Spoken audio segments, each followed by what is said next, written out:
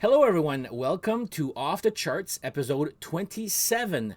My name is Dan. I'll be your host today, and I've got a co host today, my nephew, J Money. Hello, everyone. There you go. You're wondering where J Money comes from? That's a nickname my friend Yan gave him. How old were you about? About 12, I think. Maybe 12, yeah. 12. Playing hockey. So, anyway, it still sticks. So, anyway, he'll be my co-host today. He'll be playing my Vanna White, so just handing me my props when I tell him to give those. I hope you guys enjoyed my little April Fool's episode joke yesterday. Obviously, there was just a little joke there. Don't worry, I'll never be talking about grunge on this channel ever again, in a good way, anyway. So today, what we'll be doing here is we'll be doing a ranking of one of my favorite bands. I will say it's probably easily my top 10. So I'm talking about the UK band, the WILDHEARTS. You guys have probably never even heard of this band. I would say it's probably the best band you never heard of. Think of, I guess if I would compare them, Metallica heaviness with Cheap Trick choruses. A good example, I guess. You have no idea who these guys are, huh? No, I have no idea at all. All right. So we'll be doing a ranking of the WILDHEARTS. Like I said, one of my favorite bands here. So we'll start with number 10. Thank you, Vanna. Welcome. This guy. I don't even know where to start with this one here. I bought this. I was driving in the car, put it in the CD player, and I'm like, my God, there's something wrong with this CD. It's... Sorry. You know what time it is, huh? There we go. I thought there was something wrong with the sound, because it's... Imagine 9 Inch Nails... I guess, like, some songs are decent, I guess, but if there's one album I never listened to, pretty much it's this one. It's just so far away from anything else they've ever done afterwards. I mean, Piss Joy I don't mind, Anthem's okay, Nurse Maximum's okay. It's all these okay songs, nothing wow, like great. But apparently some people actually really love this one here. But I'm putting this one at number 10. Don't have it on vinyl yet. Hopefully one day they'll come out. I will buy it on vinyl when it comes out, obviously, there. So, number 10, Endless Nameless. I think they broke up like a day after this album came out or something like that. I don't know the whole story. I'll have to say that Canada here is not an expert on the WILDHEARTS. You really have to go and Wikipedia or Google your searches for this one. So anyway, next up, number 9, Don't Be Happy, Just Worry. This is actually not too bad. I actually like this album. This is like one of their EPs that came out. I think this was actually done... Yeah, I'm not even sure if this is on a record label. This is an independent release there. You could see that they're sort of starting their good songwriting, but it's almost there. But actually, I enjoy this one pretty much there. So their EP, Don't Be Happy, Just Worry, will be number 9. There's not much to say about it. It's not bad. It's not extremely great. It's actually very good. Very hard to find, too. So if you get the money, I can sell it to these guys for... No, I'm not going to sell this. So anyway, Don't Be Happy, Just Worry at number 9. Next up, this one I was looking forward to when this... was going to come out here, would be their latest album, 21st Century Love Songs. Now, Sleepaway is like a really good WILDHEARTS song, but I guess I was maybe expecting too much when this came out, because the album before that was just like that good. But this one, it's good, don't get me wrong, there's some good stuff on this. There's nothing great, I find. It's like a very good album. Like, don't get me wrong, it's still good here. But 21st Century Love Songs, probably my number 8 album from them. I actually like You Do You. Sort Your Fucking Shit Out, that's a good one too. Splitter, 21st Century Love Songs. Like I said, good songs, not great. So number 8, I'm going to put 21st Century Love Songs. Next up, Vanna, would be this one, Riff After Riff. Now, this is not really an album per se. It's more, if you guys know the WILDHEARTS, they put Halloween to shame when it comes to bonus tracks. These guys have bonus tracks up their wazoo all the time. They made a whole album out of it. There's other, you'll see later on there. But it's got the infamous Stormy in the North, Karma in the South. But this was a, think of it as a compilation of B-sides. Very good B-sides. Some not so great. There's some okay there. But as B-sides go, a lot of these are really good B-sides. So I'm putting this as an album. So number 7, Riff After Riff. I have another sip here.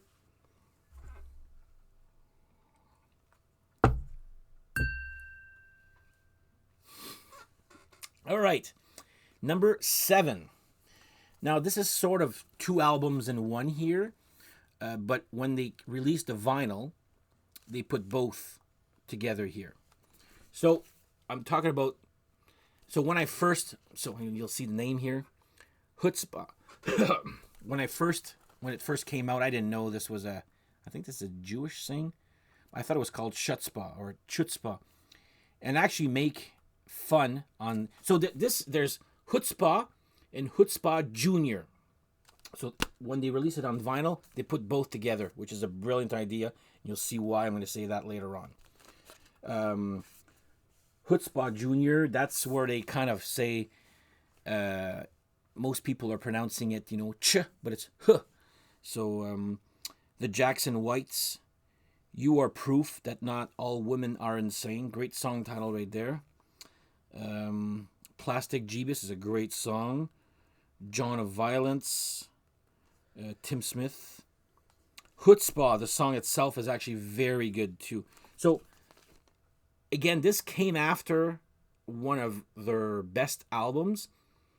You'll see it later on there. But I'm putting number 6. This is, like I said, Chutzpah and Chutzpah Junior all in one in this vinyl here. That's number 6. Number 5. The WILDHEARTS Must Be Destroyed. If you guys have never heard the song Vanilla Radio, I strongly suggest you should check it out. It's that good. Okay? Everybody that I've shown or listened to, not forced listen there, but anyway, told them go listen to it there. Listen to Vanilla Radio. They've absolutely loved that song. This is like their hits album or their commercial album, I guess. But there's still some nasty, heavy stuff in there too there. But this is actually the album that I saw them on, well, the only time I saw them on tour, which was, I saw them open up for The Darkness. We were all going out there to go see The Darkness. And we came out of there, well, I did, a fan of the WILDHEARTS, while The Darkness just, they haven't done much good stuff lately there. But anyway, that's another story. But yeah, Top of the World, So Into You, and of course, Vanilla Radio. This is a great album. It's, like I said, it's a little commercial, short songs. They're known for their long songs, okay? And you'll hear me talk about that a little bit later on there. But yeah, The WILDHEARTS Must Be Destroyed. I'm putting that as number 5. Next up is going to be 2 albums in one, and you'll see why. So I'm going to be putting Renaissance Men and the WILDHEARTS Diagnosis EP. I don't want to reblock my when I take these out. So anyway, the reason I'm putting these 2 together is because this right here is leftover songs from this album. So they had broken up again. By the way, they had broken up right after that WILDHEARTS Must Be Destroyed. These guys are, I don't know what the hell was going on with, but they're broken up again. Or on a hiatus, apparently. But when I heard this, Dislocated, Diagnosis, what a song that is. Let 'Em Go, My Kind of Movie, Pylo Erection. There's some great songs on this here too. And of course, there's, like I said, this is Renaissance Men, an awesome album, by the way. And of course, you have their little companion, which is just an EP, which is actually pretty cool. Comes with cartoons inside it. Ain't that cool? Yeah, that's pretty cool. Yeah. So yeah, Diagnosis EP, of course, comes with Diagnosis. The First Time, That's My Girl. This is actually pretty decent EP also. Not as good as the Renaissance Men, because that's why they're like leftovers from the Renaissance Men. But I'm putting this as number 4. Renaissance Men. This baby right here. And of course, I got the t-shirt bundle here. See? Same thing here. Anyway, that's the t-shirt that I have. So there you go. That was number 4. Number 3. Is number 3 heavy? Yeah, it's pretty heavy. So, when I first heard this album, I was actually into the WILDHEARTS. They broke up and they came back and did this beauty right here. Triple vinyl, okay? The WILDHEARTS, self-titled, okay? I said, if you want to hear a song with riff changes every 30 seconds, and they do that for like 5 minutes straight, listen to Rooting for the Bad Guy. This is the perfect example of what I meant by they have Metallica riffs with Cheap Trick choruses. Rooting for the Bad Guy. The Revolution Will Be Televised. The New Flesh. Destroy All Monsters. My God, that's a heavy song, but it's a great one too. And of course, they also did the same thing with when they re-released everything. They put all their B-sides, which is why it's a triple vinyl. I mean, look, it's not really interesting inside there, but you can see it opens up. Well, here, like that's all the lyrics, I guess. I don't know. There, didn't really pay attention there. But I got this on CD, but like I said, Rooting for the Bad Guy. I like if there's one song, if you guys love riff changes and long songs, listen to Rooting for the Bad Guy. So I'm putting number 3, the WILDHEARTS, as their self-titled album here. Next up, it's going to be again another twofer, and there's a reason for this. So, 1 second. I'm not a drunk, I just talk a lot. Oh, I know that. Thank you.